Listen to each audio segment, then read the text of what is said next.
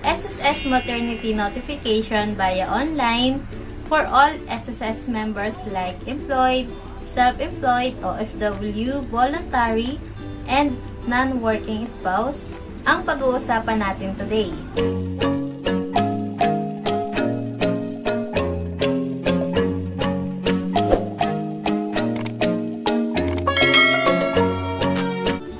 Hello everyone, this is your Mami Ann and welcome back to my channel.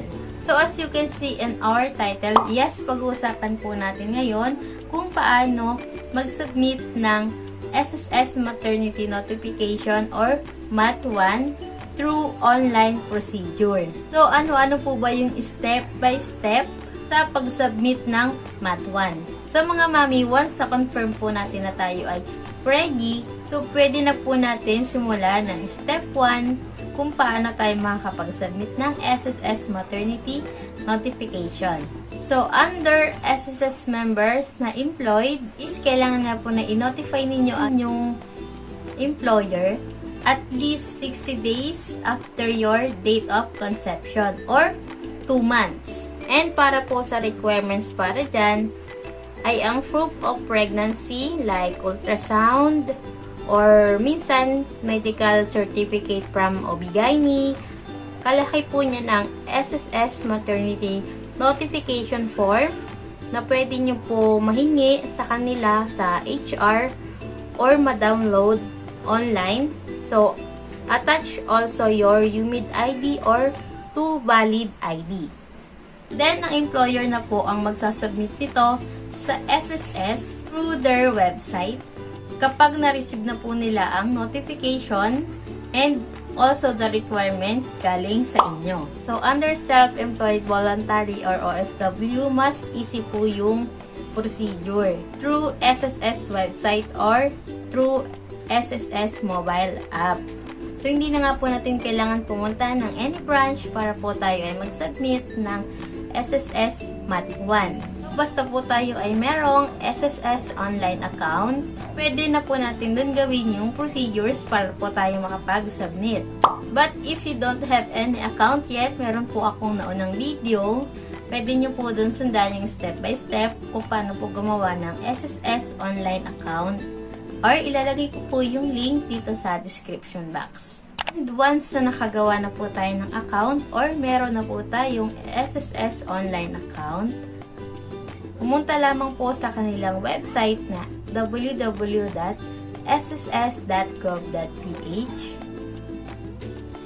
Pindutin ang I'm not a robot and isubmit. Mag-login gamit ang iyong username or user ID at password, then tap submit.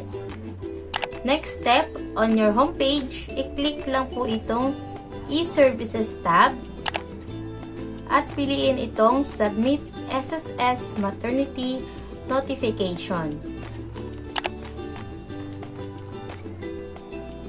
Next is kailangan pong fill upan ang mga sumusunod, EDC or expected date of delivery. Pwede mo pong ilagay yung EDC from your ultrasound if any. So dito naman po, pwede mo rin i-allocate sa partner mo or sa caregiver yung portion ng maternity benefits na matatanggap mo. So, dito, i-check mo lang po yung box. At dito, kailangan mo lang ilagay yung kung ilang days yung i-allocate mo or yung ibibigay mo para sa kanya or para sa partner mo. And syempre, ilalagay mo rin po yung full name nila dito. Pero, kung gusto mo na sa'yo lang yung full maternity benefits, so ito lang dapat yung naka-highlight na no, I want to avail the full SSS maternity benefits. After po ma-fill upan lahat ng yan, pwede na natin i-click ang submit. So, mababasa po natin dito yung expected date of delivery. After po nyan, i-click lang yung submit button. So, okay, nakalagay na po dito na you have successfully submitted your SSS notification to SSS, the date kung kailan po tayo nag-submit, and the transaction number. So, take note this transaction number mga mami, or i-print or kahit i-screenshot muna natin kung gamit natin is cellphone. Kasi kailangan po natin itong i-attach kapag mag-a-avail na po tayo ng ating MAT2 or yung maternity reimbursement after po nating manganak. So, makikita po natin ang ating maternity notification dito sa inquiry. Under inquiry is, i-click lang po itong sickness maternity. Then, click one more and makikita mo itong sickness maternity claim info. So, dito, pwede mo nang makita yung information about your notification or claims. Then, para naman po via SSS mobile app, just download the application and of course, kailangan pa rin po ng account.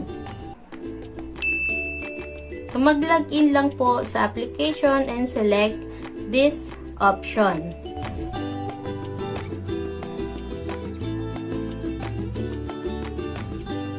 And just type the EDC, so yung expected date of delivery. Then, pwede mo naman po siyang isubmit. So, mami, ganyan lang po kadali mag-submit ng SSS maternity notification via online. So, if you notice or confirm nyo na mami na kayo po ay pregnant, na kayo po ay buntis, I advise you na i-update po natin yung ating mga contribution sa SSS para po makapag-avail tayo ng maternity benefits. Lalo na po ngayon na malaki yung pwede nating mag-claim sa benefits nito sa SSS. And para naman po sa claims, so pag-uusapan po natin yan for our next video. That's it for today's video. If you have any question about this video, just let me know on the comment section. So yan lamang po para sa araw na to. So if you want to know more about other tutorials, meron po akong mga videos na pwede nyo pong mapanood.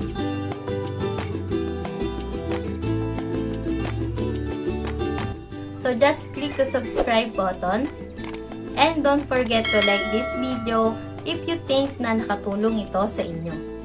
So see you next time everyone. Thank you for watching. Bye!